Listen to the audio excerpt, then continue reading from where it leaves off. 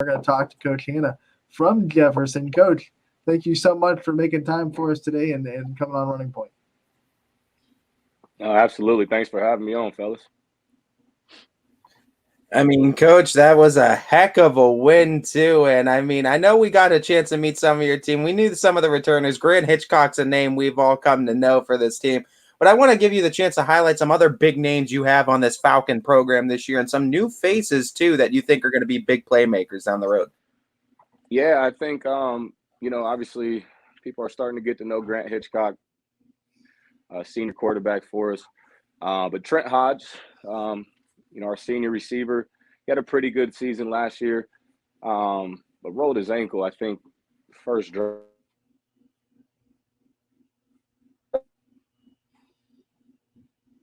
Wasn't 100% when he got back on the field. But a big name I would say is Cage Bozar, sophomore receiver. Kid can throw the ball a little bit, can run the ball, can catch the ball. Just a young, physical, fast kid. And Luke Funtash, we didn't have him the second half of the season last year, a junior running back for us. He ran the ball tough, I think like 11 carries, a little over 100 yards, and played well at linebacker for us too. And on the defensive side, Wade Woodworth is there in the middle making some noise and leading our defense. And we forgot how to pass cover this week, though. So I won't say anything about the DB. Don't put them on blast, Coach. Yeah. When you look at this team, last year when we had you on, you were talking about building a winning culture, and you had a lot of bright moments last year. You won your first 3 games out of conference.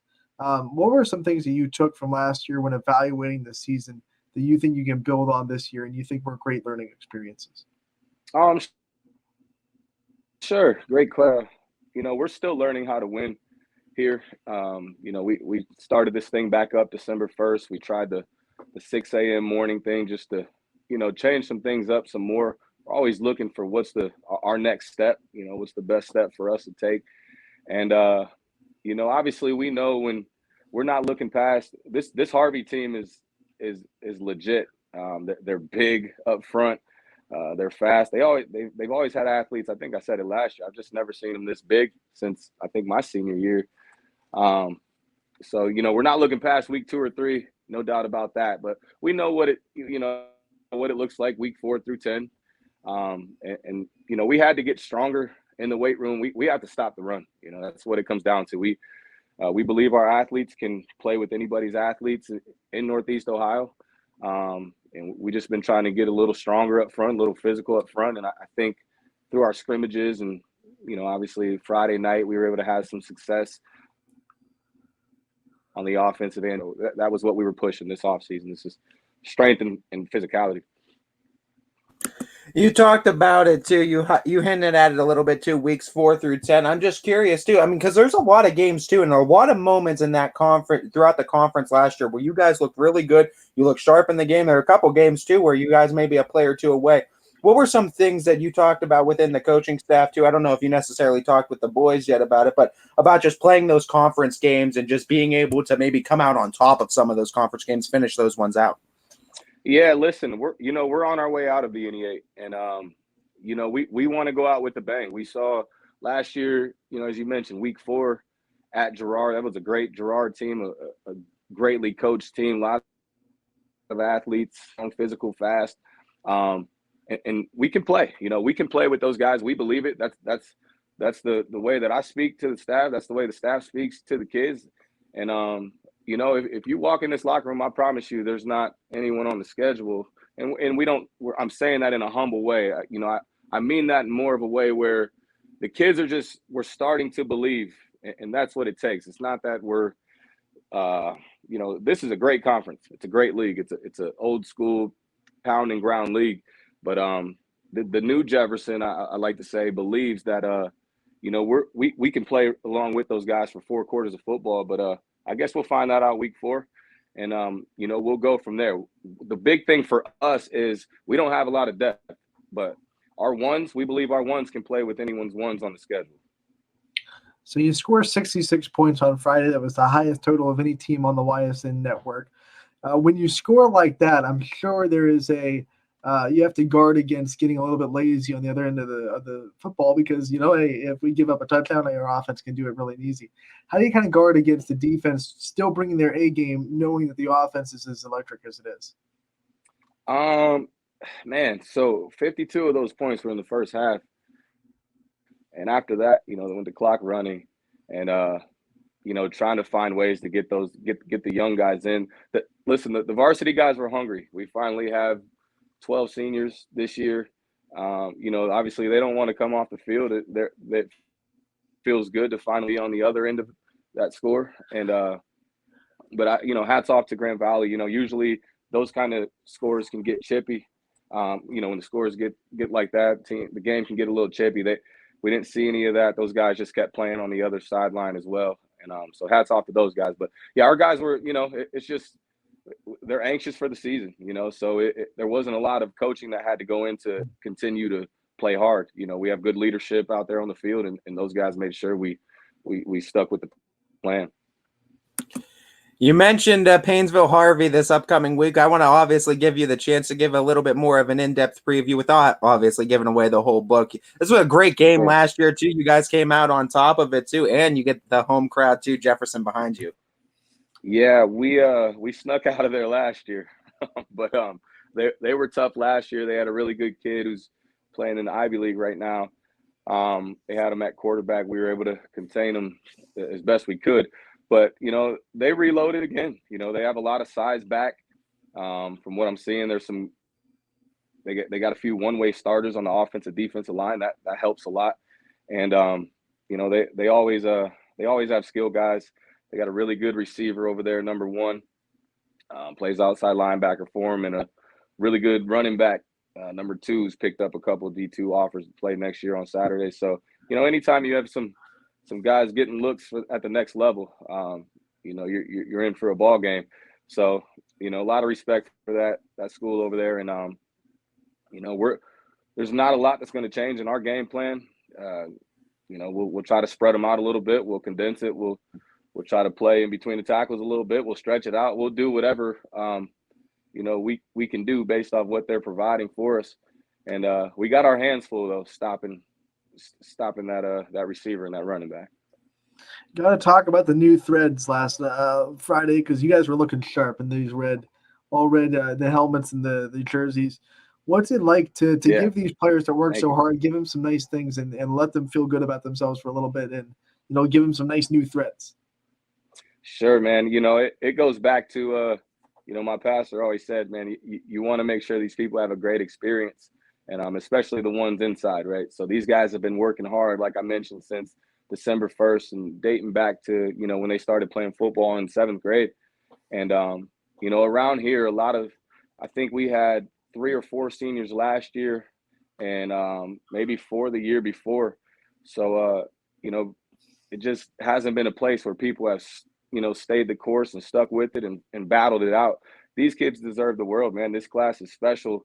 Not just from an athletic standpoint, but from an academic, from a character standpoint. They're just great young men. They're great in the classroom. They're great leaders in the weight room, and they really set the example and set the tone for our program. So the least I could do or myself could do as coaches is grind it out and listen. I told them, I said I didn't play this year, but coach likes to look sweet too. So I don't want to be the only sweet looking one on the sideline, right? So let's get my guys right. And it's funny because they're not they make decisions on the field, but everything that we do, I try to bring them some artwork and say, hey, what would you do with this?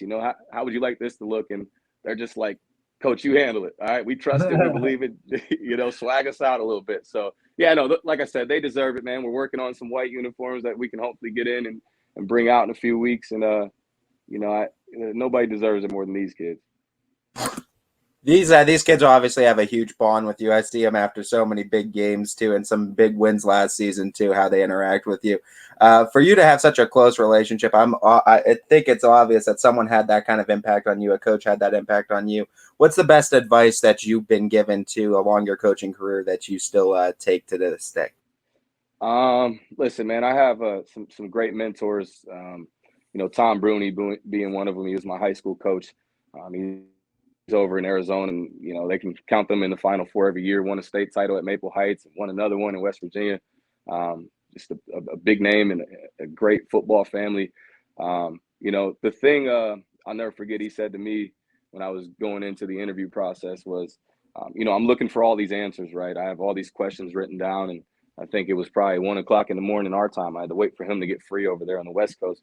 And I was anxious. I was antsy. And he said, all he said was, you were made for this, right? You have to be you.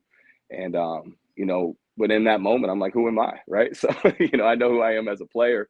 But, man, listen, a lot of things in my life led up to this moment, being a youth pastor for 4 to 5 years, being under great leadership at the church. I shout the church out, the city church. Pastor Tony Boyd has poured a lot into me. And then, last but not least, Ed Rankin's been played a big role in this, man. He guided me through the whole interview process. And we actually have him on staff this year, even though he's a little distance away. The guy's breaking down film like he's in the room sitting across from me right now. So it's man, I just really have, and Sean Allgood, the athletic director over at Lakeside, was my coach all 4 years of high school and my freshman year of college over at Lake Erie College. And, those guys have just ultimately, it's been just, they made me believe that this is my calling. This is what I was created to do. And before football, I just want to love the kids. It's all about relationship to me. We preach it, we live it, we walk it.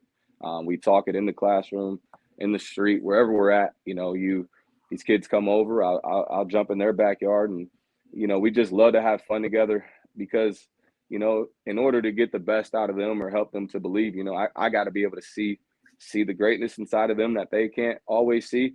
In order for me to see it, I got to get close, right? So I got to break down some walls, gain some trust, and we just do that through love and consistency. Coach, last year this boys basketball team at Jefferson found a ton of success, and they did have that winning culture that we talked about with you guys.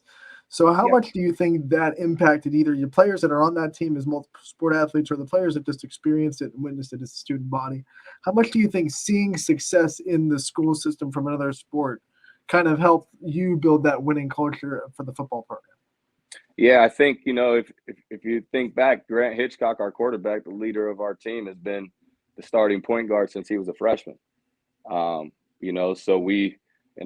was on that staff his freshman year, and he's been a leader in there, so he's seen the process. And I like to say the same thing about our football class. What that senior class was due. We came in; those guys were sophomores. Hitchcock was a freshman running the point with that senior class from last year, and those guys were due. I got to sit in the front row and see how they got it done.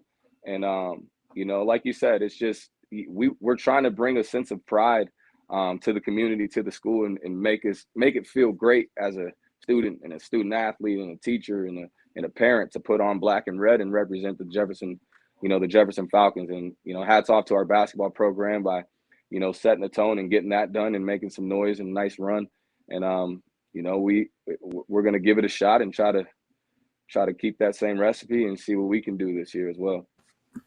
Coach, before we let you go, I always want to give the head coaches an opportunity to highlight their staffs and other big names in that program, because I know you guys can't do it on your own. Sure, man. A phenomenal staff, great guys. I'll start with a new guy on the staff. George Ojika is coaching our offensive line, our defensive line, and our special teams coordinator. My father, Romel Hanna, he's assisting with the offense and defensive line as well. Ray Torado is working with our linebackers. Darrell McCaleb is working with our running backs. And then I brought in one of my teammates from the Erie Express, Corey McWilliams, just joined us as well, working with our receivers. And, couldn't do this without those guys. There's a lot of hard talks, a lot of hard conversation, but there's also a lot of fun. That same relationship that I have with the kids, they're starting to gain that as well.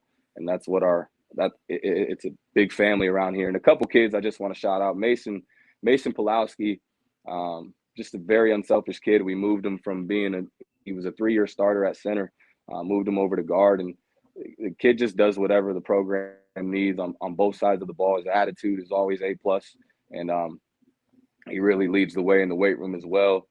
Cole Brake's been a great leader this offseason for us as well, our right tackle. And I know I mentioned Wade Woodworth earlier, but honestly, this thing runs through him. Being on the defensive side of the ball a little more this year than last, that kid's calling the shots out there. I'm just here. Coaches are here to help adjust when needed. But if you really pay attention to that film last week, number 3 was sitting in the middle, calling things out and making adjustments because he's put in the time to develop relationships, develop the trust, and to really understand, what the plan is and what his opponent is wanting to do. So, definitely want to give credit to those guys. But I appreciate you guys, showing support and love to our school, our program, and it truly means a lot. And I thank you for, always reaching out and checking in with us and trying to highlight our kids as best you can. So thank you guys. Coach, we love having Jefferson as part of the YSN family. Thank you for your time and giving us a good preview of this team. Good luck this week against Harvey. We wish you the best of luck, and we hope to talk to you again real soon. Sounds great. Thank you, guys.